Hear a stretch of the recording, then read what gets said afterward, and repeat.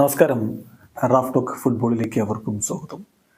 Pre season ടൂറിലാണ് അൽ നസർ ഉള്ളത്. ഇന്നലെ അവരൊരു പോർച്ചുഗീസ് ക്ലബിനോട് പൊട്ടി എന്ന് മാത്രമല്ല, അതിനേക്കാൾ വലിയ തിരിച്ചടി അവർക്ക് ലഭിച്ചു. അവർ ബ്രസീലിൽ നിന്ന് കൊണ്ടുവന്ന സൂപ്പർ ഗോൾ കീപ്പർ ബെൻഡോക്ക് പരിക്കായി. ബെൻഡോ കുറച്ചധികം ദിവസങ്ങൾ പുറത്തിരിക്കും എന്നാണ് ഇപ്പോൾ പുറത്തേക്ക് വരുന്ന റിപ്പോർട്ടുകൾ.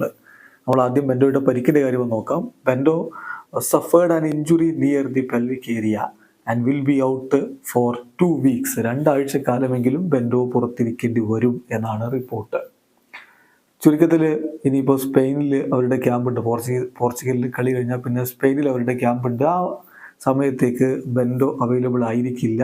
അൽ തവൂണിനെതിരെ സൂപ്പർ കപ്പിലെ മത്സരമാകുമ്പോഴേക്കും അദ്ദേഹം ആരോഗ്യം വീണ്ടെടുക്കുമോ എന്നുള്ളതാണ് ഇനി കണ്ടറിയേണ്ടത്. ബെൻഡോയെ സൈൻ ചെയ്ത ഒരാഴ്ച മുമ്പാണ്.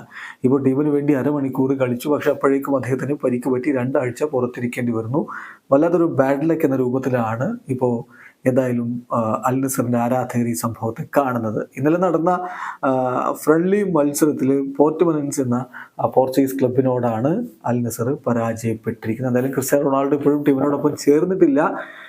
അടുത്ത മാസത്തിൻ്റെ തുടക്കത്തിൽ അദ്ദേഹം അൽ നസറിൻ്റെ ക്യാമ്പിലേക്ക് എത്തുമെന്നും സ്പെയിനിൽ നടക്കുന്ന ഫ്രണ്ട്ലി മത്സരങ്ങൾക്ക് അദ്ദേഹം അവൈലബിൾ ആയിരിക്കുമെന്നുമാണ് ഇപ്പോൾ ലഭ്യമാവുന്ന വിവരങ്ങൾ. വീഡിയോ അവസാനിക്കുന്നു. ഫുട്ബോൾ ലോകത്ത് കൂടുതൽ വിശേഷങ്ങളുമായി റാഫ് ടോക്സിൻ്റെ എത്താം.